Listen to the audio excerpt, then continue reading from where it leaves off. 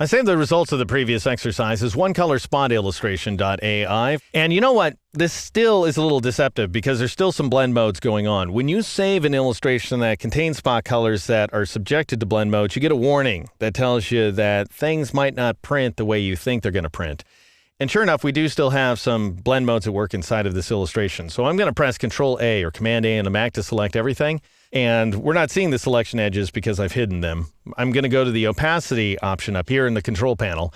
And then notice that there is no blend mode assigned. And that just means that there's multiple blend modes going on. So I'll click on the blend mode option and I'll set it to normal so that we're getting what we really think we're getting. And the leaves over here on the left-hand side darkened up a little bit because they're no longer subject to the screen mode. And this text inside the right-hand t-shirt got a little bit lighter because it's no longer subject to the multiply blend mode. All right, so that's fine. I'll press Control-H so I can see the selection edges. Click off. I'm going to click on this guy in order to make it active. And I'll make sure the opacity is set to 100% so that we don't have any weird interactions going on there. And I'll increase the tint value in the color panel to 100%, and we'll get this result here. So we still have some nice dark text, and actually this looks pretty darn good, and it's indicative of the way the document will really print. All right, the real subject of this exercise, however, is this file here. It's called BigGradientKnots.ai. And you may recall back in the Live Paint chapter that we created that Celtic knot, and it's filled with gradients. And I just want to show you that you can recolor artwork that's filled with gradients, even if those gradients are inside of a live paint object here inside Illustrator. So it's a very versatile function. However, you may end up getting effects that you weren't quite prepared for. So let me show you how that works. I'll press Control-A or Command-A on the Mac to select everything that's currently visible inside this illustration. And I guess I have selection edges hidden here too. So I'll press Control-H.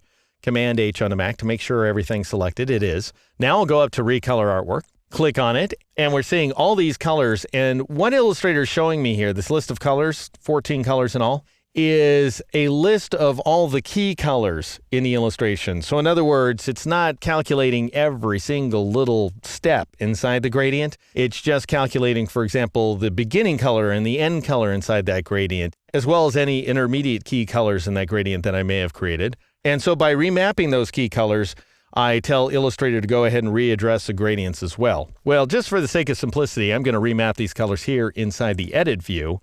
And I'm going to lock down my harmony rules just so I can drag all the colors at once. And then I'll just give it a drag and see what happens. And that looks actually really cool. I kind of like that gradient scheme right there. And that's why I changed it on the fly. I liked it so much I decided to override it and try something else.